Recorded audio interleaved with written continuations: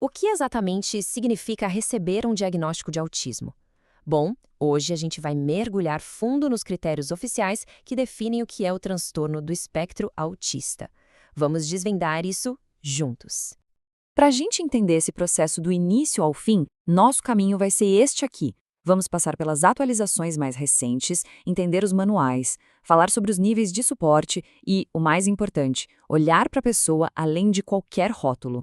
Então vamos começar com uma mudança bem recente nos manuais de diagnóstico. Uma mudança que, olha, gerou bastante conversa e um debate muito importante sobre quem recebe, ou talvez quem deixa de receber, o diagnóstico de autismo.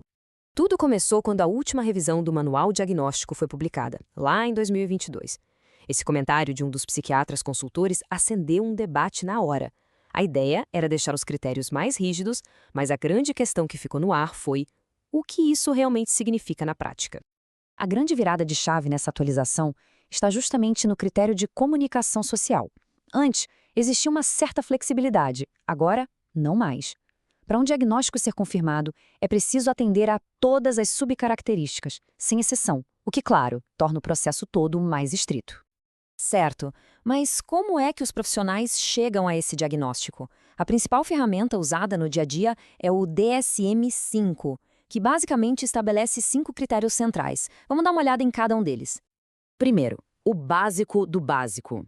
Oficialmente, o transtorno do espectro autista, ou TEA, é definido como um transtorno do neurodesenvolvimento. Ele tem duas características principais, duas marcas registradas, digamos assim: desafios na comunicação social e a presença de comportamentos que são restritos e repetitivos. O primeiro grande pilar do diagnóstico é o chamado critério A, que foca totalmente na comunicação. E aqui não tem meio termo. É preciso que a pessoa apresente dificuldades persistentes em todas as 3 áreas. Isso vai desde a reciprocidade numa conversa, passando pela comunicação não verbal, até a habilidade de construir e manter relações.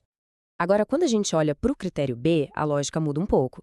Ele cobre os comportamentos, os interesses e a parte sensorial. E aqui a regra é diferente. Não é preciso ter todos os traços. O diagnóstico exige a presença de pelo menos 2 desses 4 padrões que a gente está vendo. E para fechar o diagnóstico, ainda tem uma espécie de checklist final com 3 verificações.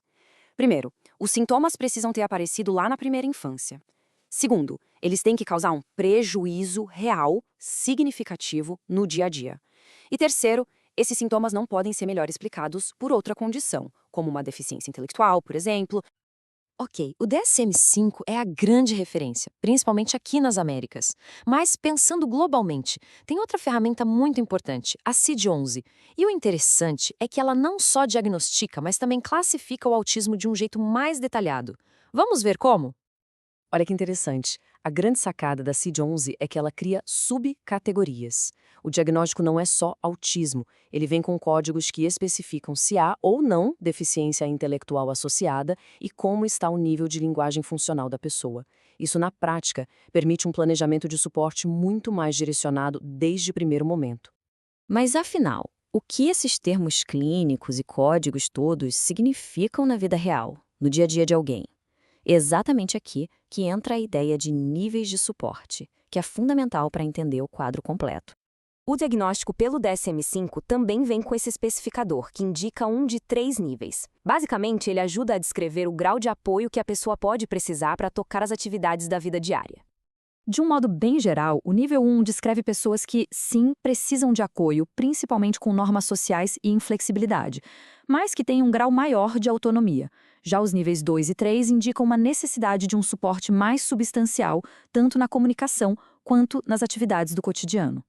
E falando em nível 1, tem um ponto crucial aqui, que é o masking, ou mascaramento. É aquele esforço muitas vezes exaustivo de esconder traços autistas para tentar se encaixar. É quase uma estratégia de sobrevivência que pode atrasar muito um diagnóstico e que tem um custo emocional e psicológico altíssimo. Depois de passar por todos esses critérios e níveis, a gente chega ao ponto mais importante de todos. Um diagnóstico é uma ferramenta, é um guia. Ele nunca é a identidade completa de uma pessoa. Esse exemplo é muito poderoso, né? Ele mostra a complexidade do espectro. As habilidades e as necessidades de uma pessoa podem variar de uma forma absurda em diferentes áreas da vida, e isso independe do nível de suporte que ela recebeu no laudo. Isso aqui ajuda a quebrar um mito muito comum. O espectro é diverso demais. Fazer suposições com base na capacidade de fala de alguém ou no nível de suporte que ela precisa, geralmente leva a conclusões bem imprecisas. No fim das contas, a mensagem principal é esta.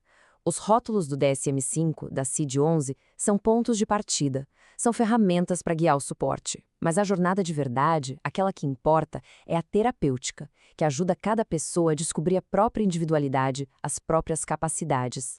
E isso nos deixa com uma reflexão, um desafio.